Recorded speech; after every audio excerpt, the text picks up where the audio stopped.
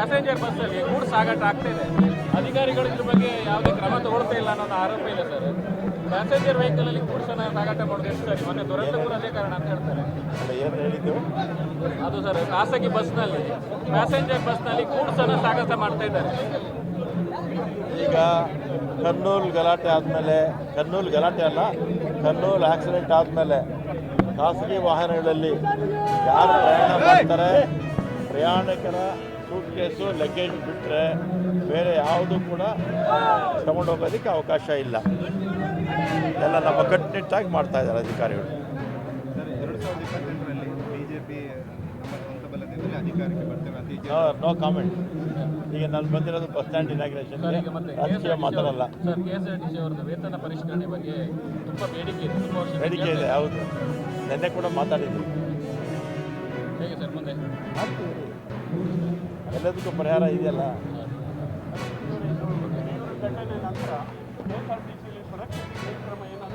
ಸುರಕ್ಷತೆಗೆ 2013ರಲ್ಲಿ ನಾನು ಇದೇ ಇಲಾಖೆ ಮಿನಿಸ್ಟರ್ ಆಗಿದ್ದೆ.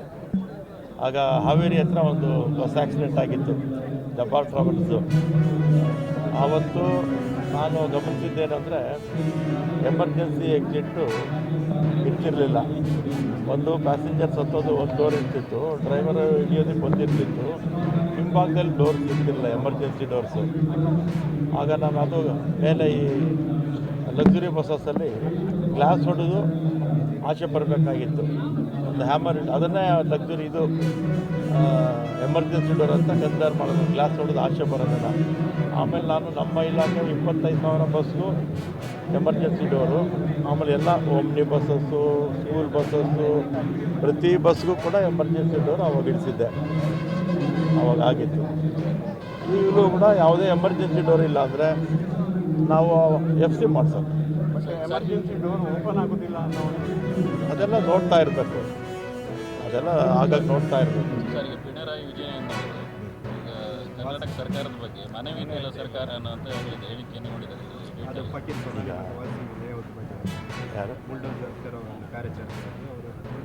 ಕೆಲವು ಮಾಡಿದ್ರಲ್ಲ, ಆ ಪ್ರಕರಣದ ಬಗ್ಗೆ ಅವರು ಪ್ರತಿಕ್ರಿಯೆ ನೀಡಿ ಮಾನವೀಯತೆ ಇಲ್ಲ ಸರ್ಕಾರ ಅಂತ ಹೇಳಿದ್ದಾರೆ. ಕರ್ನಾಟಕದಲ್ಲಿ ಪಿಣರಾಯಿ ವಿಜಯನ್ ಅವರು ಯಾಕೆಲ್ಲರೂ ಗೊತ್ತಿಲ್ಲ ಅಲ್ವಾ?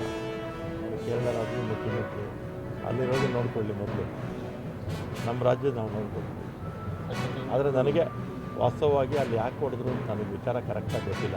ಯಾಕೆಂದ್ರೆ ನಾನು ನೆನ್ನೆನೂ ಊರಲ್ಲಿ ಇರಲಿಲ್ಲ, ತಿಳ್ಕೊಂಡ್ಬೇಕಾದ್ರೆ ಆಮೇಲೆ ಕಾಮೆಂಟ್ ಮಾಡ್ತೀನಿ. ಉಡುಪಿಯಲ್ಲಿ ಖಾಸಗಿ ಬಸ್ಗಳ ಬಾರುಪತ್ತಿ ಜಾಸ್ತಿ ಆಗಿದೆ, KSRTC ಬಳಕೆ ತುಂಬ ಕಡಿಮೆ ಆಗಿದೆ. ಈಗ ನಮಗೇನಾಗಿದೆ ಅಂದರೆ ಉಡುಪಿ ಮತ್ತು ದಕ್ಷಿಣ ಕನ್ನಡದಲ್ಲಿ ನಾವು ಪರ್ಮನೆಂಟ್ ಬಸ್ ಹಾಕೋದು ರೆಡಿ ಇದ್ದೀವಿ. ನಮ್ಮೆಲ್ಲ ಶಾಸಕರು ಬಸ್ ಹಾಕ್ಕೊಡಿ KSRTC ಅಂತ ಕೇಳ್ತಾರೆ. ಇಲ್ಲೇನಾಗಿದೆ, ಪರ್ಮಿಟ್ಸು ಪದೇ ಕೋರ್ಟ್ಗಳಿಗೆ ಹೋಗ್ತಾ ಇರ್ತಾರೆ. ಆ ಕೋರ್ಟ್ಗಳಿಗೆ ಹೋಗೋದ್ರಿಂದ ನಮಗೆ ನಮ್ಮ ಬಸ್ಸಸ್ ಹಾಕೋಕ್ಕಾಗ್ತಿಲ್ಲ. ಪಕ್ಷಾತೀತವಾಗಿ ಎಲ್ಲ MLAs ಕೂಡ KSRTC ಬಸ್ಸಸ್ ಹಾಕಿ ಅಂತ ಹೇಳ್ತಾರೆ. ಕೋರ್ಟ್ಗಳಿಗೆ ಹೋಗ್ಬಿಡ್ತಾರೆ. ಕೋರ್ಟ್ಗಳಲ್ಲಿ ನಮಗೆ ಸಮಸ್ಯೆ ಆಗುತ್ತೆ. ಹಿಂದೆ ಕೂಡ ನಾನು ಮಿನಿಸ್ಟರ್ ಆಗಿದ್ದಾಗ ಬೇಕಾದಷ್ಟು ರೂಟ್ಸ್ ಎಲ್ಲ ಕೊಟ್ಟಿದ್ದೆ. ಅದಾದಮೇಲೆ ಅದನ್ನು ಕೂಡ ಕ್ಯಾನ್ಸಲ್ಲು ಮಾಡಿದ್ದಾರೆ. ನೋಡೋಣ, ಈ ಸಲ ಮತ್ತೆ ಬಸ್ಸಸ್ ಬರುತ್ತೆ. ಮತ್ತು ಜಿಲ್ಲಾಧಿಕಾರಿಗಳು RTI ಅಧ್ಯಕ್ಷರು ಅವರೇ ಅಲ್ವಾ ಇಲ್ಲಿಗೆ ತಗೊಂಡು ಮಾಡ್ತಾರೆ.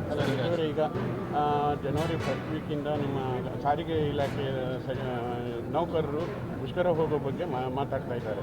ಈ ಬಗ್ಗೆ ಏನು ಕ್ರಮ ತಗೋತೀರಿ? ಅವರ ಬೇಡಿಕೆ ಇದರಲ್ಲಿ ವಿಷಯದಲ್ಲಿ ಬೇಡಿಕೆ ಅವ್ರ ಹತ್ರ ಮಾತಾಡ್ತಾ ಇದ್ದೀನಿ.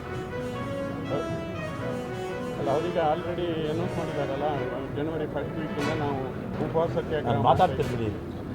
ಅವ್ರ ಹತ್ರ ಶಕ್ತಿ ಯೋಜನೆ ನಿಲ್ತದೆ, ಕಾಂಗ್ರೆಸ್ ಹೇಳ್ತಾರೆ.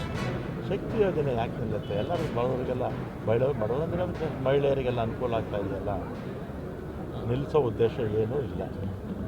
ಸರ್, ಮತ್ತೆ CM ಬದಲಾವಣೆ ಚರ್ಚೆ ಮತ್ತೆ ಅದೆಲ್ಲ ಏನು ಮಾತಾಡಲ್ಲಪ್ಪ ನಾವು. ಇನಾಗ್ರೇಷನ್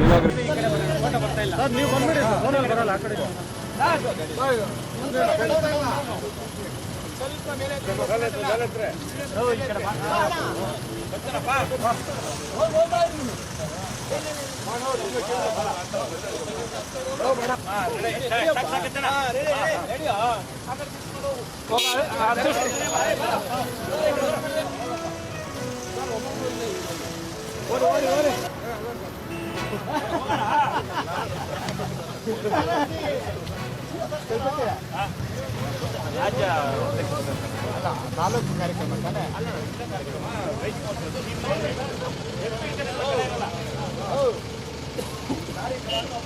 ಓಕೆನಾ